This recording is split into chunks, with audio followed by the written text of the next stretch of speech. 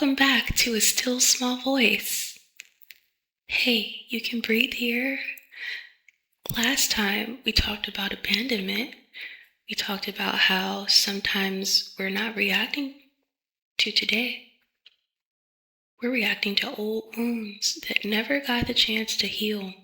And maybe for some of you, that episode hit a little close to home because maybe you finally realized I've spent years trying not to be abandoned. But today I want to talk about something even more surprising because sometimes the people most afraid of being abandoned are the same people who push away the very thing they need. They need love, connection, support, rest, intimacy, help, safety. And if you've ever done that, you're not crazy. You're a human. When we're children, our nervous system learns rules. Not necessarily true rules, survival rules. Maybe your nervous system learned, I don't need too much. I don't trust too quickly. Don't get comfortable. Don't expect people to stay. Don't depend on anyone. And those rules may have protected you once, but years later, those same rules start hurting you because the thing that protected you from pain can eventually prevent you from receiving love. Imagine a plant that grew up in a desert. For years, it learned there wasn't enough water, so it adapted, it survived. But then one day, it's moved beside a river. Water is everywhere, yet the plant still behaves like it's in a drought. Why? Because survival became familiar. And many of us are doing the same thing.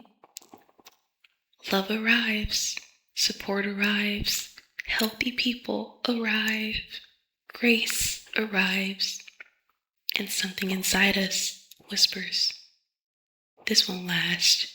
Don't trust it. Protect yourself. Not because we're broken, because we're adapting to a drought that's already over.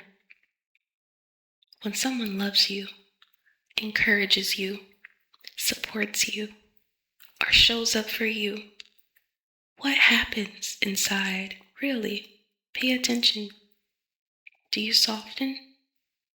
Or do you tense up? Do you receive it? Or do you minimize it? Do you believe it? Or immediately look for reasons it won't last? Because the way we receive love often reveals what we believe about ourselves. Most people think they're afraid of rejection, but sometimes that's not the deepest fear. Sometimes the deepest fear is, what if I trust this and lose it? Because loss hurts. And if you've experienced enough loss, the nervous system starts making deals. It says, don't get attached. Don't need anyone. Don't hope too much. Don't believe them, because disappointment feels unbearable. So we stay guarded, not because we don't want connection, but because we desperately do. This is where things get painful. We fear being abandoned, so we become distant.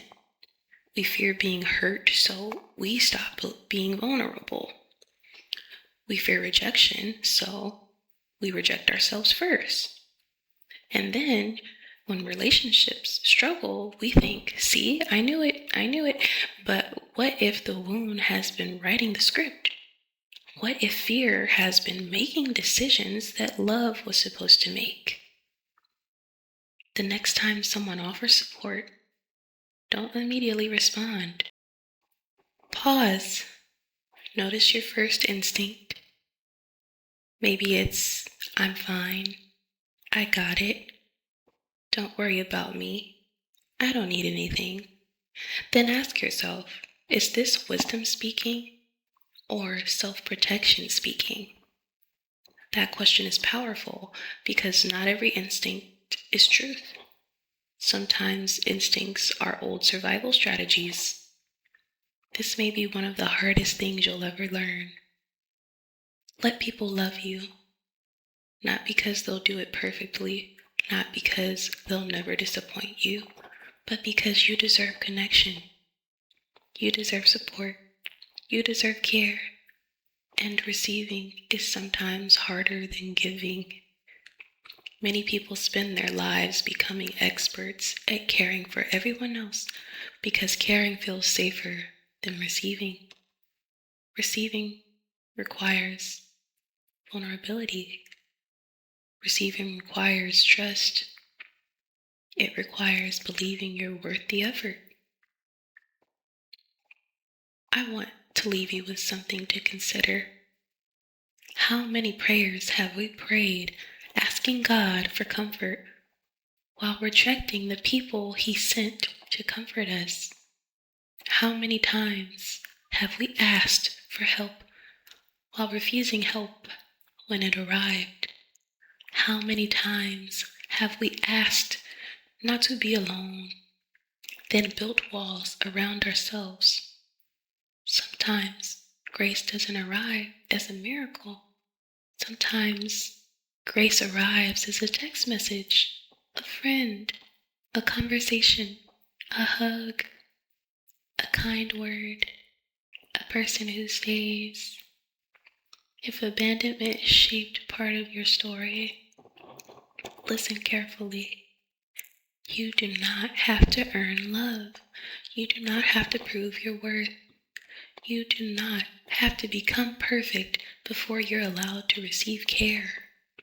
And you do not have to keep surviving situations that no longer exist. The drought is over. The river is here. The question is, can you let yourself drink? Maybe healing isn't learning how to need less. Maybe healing is learning that it's safe to need. Maybe healing isn't becoming independent from everyone. Maybe healing is learning healthy dependence and connection. Maybe healing isn't building stronger walls. Maybe healing is discovering which doors can finally be opened. So in this upcoming week, when someone offers kindness, don't rush past it. When someone offers help, pause before saying no. When someone tells you they care, try believing them for one moment longer than you usually would, because the thing you've been praying for may already be standing at the door. And you can breathe here. Maybe the next chapter of healing begins when you stop asking, how do I protect myself from love? And start asking, how do I receive it? Until next time, this is the still small voice.